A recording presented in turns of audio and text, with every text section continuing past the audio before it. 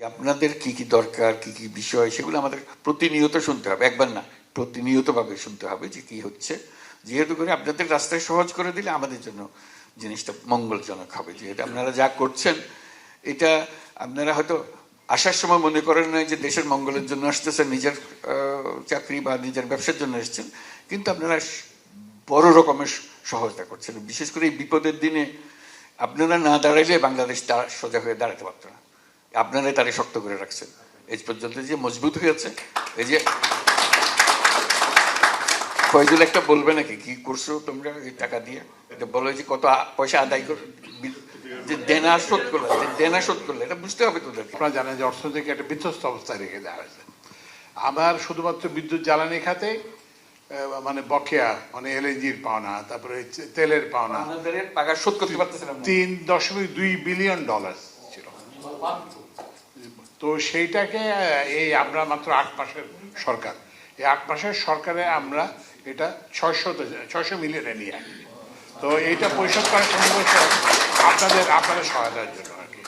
তারপরে এছাড়াও অন্যান্য বিভিন্ন কাজে আপনাদের এটা, তো ওই জন্য আপনাদের উপরে কিন্তু আমাদের অর্থনীতি নির্ভরশীল।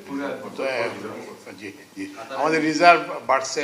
তারপর আমরা যে বাইরে থেকে যে আমরা চাপ দিত IMF, তাদের সঙ্গে আমাদের যে কথাবার্তা বলার আমাদের একটা শক্তি বাড়ছে। একটু মনে করে কাতারের কত পাওনা ছিল, যে আজকে যে গলাফুট, কাতারে এই যে আসতে পেরেছে, তাদের প্রতিটি পয়সা শোধ করে কাতার থেকে আমরা এলএনজি কিনি লং টার্ম কন্ট্রাক্টে।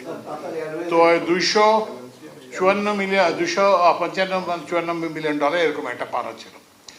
তো আমরা যেহেতু আসবেন, স্যারের যাতে মুখ থাকে এবং ওদের সামনে যাতে আমরা আপনাদের পক্ষে হয়ে দাঁড়ায় থাকতে পারি, আমরা এই যে গতকালকে আমরা সব টাকা পরিশোধ করে এখন আর 1 টাকাও না।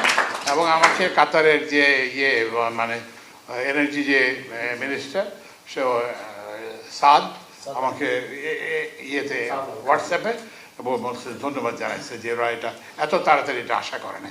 এটা আপনাদের সহায়তার জন্য এটা সম্ভব হয়েছে। আপনাদেরকে অসংখ্য ধন্যবাদ। জোরে হাততালি।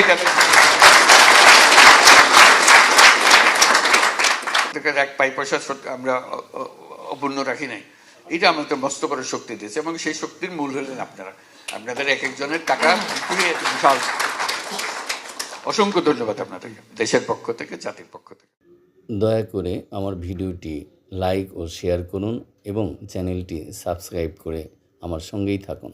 ধন্যবাদ।